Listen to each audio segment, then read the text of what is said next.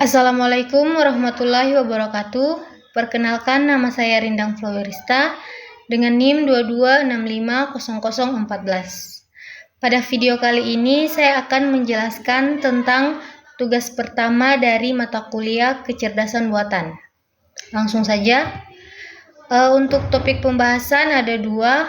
Yang pertama kecerdasan buatan dan yang kedua cabang ilmu kecerdasan buatan. Masuk ke pembahasan pertama, kecerdasan buatan atau artificial intelligence atau yang biasanya sering disebut AI diartikan sebagai kecerdasan yang dibuat. AI merupakan ilmu komputer yang berfokus pada pengembangan sistem komputer yang mampu berpikir dan menimbang tindakan yang akan diambil serta dapat melakukan tugas-tugas seperti yang dilakukan manusia. Menurut H.A. Simon di tahun 1916, kecerdasan buatan atau AI merupakan kawasan penelitian, aplikasi, dan instruksi yang terkait dengan pemrograman komputer untuk melakukan sesuatu hal yang dalam pandangan manusia adalah cerdas.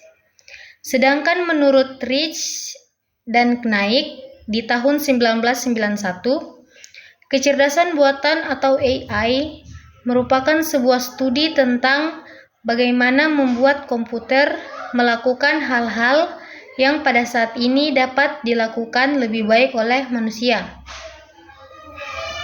Lanjut, tujuan dan arah kecerdasan buatan. Menurut Winston dan Prendergast pada tahun 1984, tujuan utama dari kecerdasan buatan yaitu membuat mesin menjadi lebih pintar. Kemudian tujuan ilmiah yaitu memahami apa itu kecerdasan. Dan yang terakhir tujuan entrepreneurial yaitu membuat mesin lebih bermanfaat. Sementara arah dari kecerdasan buatan ini yaitu mengembangkan metode dan sistem untuk menyelesaikan masalah AI dengan mengikuti cara manusia menyelesaikannya atau sistem pakar. Dan yang kedua yaitu mengembangkan metode dan sistem untuk menyelesaikan masalah AI untuk melalui pemodelan cara berpikirnya manusia atau cara bekerjanya otak manusia atau biasa disebut neural network. Lanjut, AI terdiri dari 4 bagian-bagian. Yang pertama, berpikir seperti manusia. Diperlukan suatu cara untuk mengetahui bagaimana manusia berpikir dan diperlukan pemahaman tentang bagaimana pikiran manusia bekerja.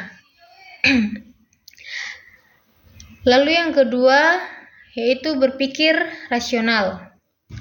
Rasional yaitu cara berpikir secara logika, dan logika dapat dibangun dari solusi berdasarkan logika.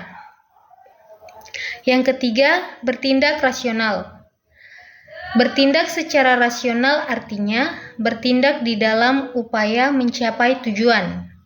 Dan di dalam lingkungan yang rumit tidaklah mungkin mendapatkan rasionalisasi sempurna yang selalu melakukan sesuatu dengan benar. Dan yang terakhir yaitu bertindak seperti manusia. AI dapat bertindak seperti manusia apabila semua yang dilakukan oleh komputer sama dengan apa yang dilakukan manusia. Lanjut, kelebihan kecerdasan buatan. Kelebihan-kelebihannya yaitu lebih bersifat permanen, lebih murah, bersifat konsisten dan teliti, karena kecerdasan buatan adalah bagian dari teknologi komputer.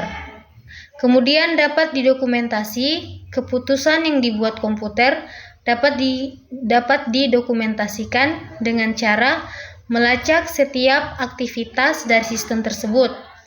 Dan yang terakhir dapat mengerjakan beberapa tugas lebih cepat dan lebih baik. Sedangkan kelebihan dari kecerdasan alami yaitu kreatif. Manusia memiliki kemampuan untuk menambah pengetahuan dan memungkinkan orang untuk menggunakan pengalaman atau pembelajaran secara langsung. Dan yang terakhir, pemikiran manusia dapat digunakan secara luas. Lanjut ke pembahasan kedua, cabang ilmu kecerdasan buatan. Kecerdasan buatan terdapat beberapa cabang ilmunya. Yang pertama yaitu sistem pakar atau expert system, yaitu sistem yang dirancang untuk dapat menirukan keahlian pakar dalam menjawab pertanyaan dan memecahkan suatu masalah. Contohnya seperti sistem pakar untuk mendiagnosis penyakit mata.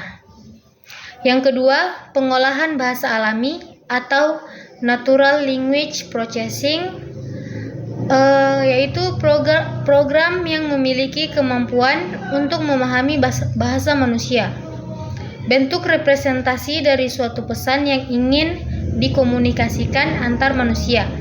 Contohnya seperti Google Translate. Dan yang ketiga, pengenalan ucapan atau speech recognition, yaitu pengembangan teknik dan sistem yang memungkinkan komputer untuk menerima masukan berupa kata yang diucapkan. Contohnya seperti alat bantu dengar.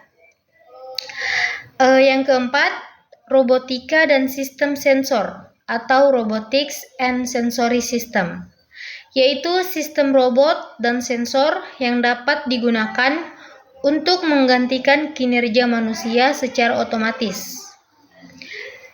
Dan yang kelima, komputer visi atau computer vision, yaitu bagaimana komputer dapat mengenali objek yang diamati atau diobservasi. Yang keenam, intelligent computer aided instruction, yaitu komputer yang dapat digunakan sebagai tutor yang dapat melatih dan mengajar. Dan yang terakhir, game playing, yaitu program komputer game yang di dalamnya terdapat aturan, di mana permainan yang membatasi perilaku pemain dan menentukan permainannya. Baik, mungkin itu saja yang dapat saya jelaskan tentang kecerdasan buatan. Lebih dan kurangnya mohon dimaafkan. Saya akhiri. Wassalamualaikum warahmatullahi wabarakatuh.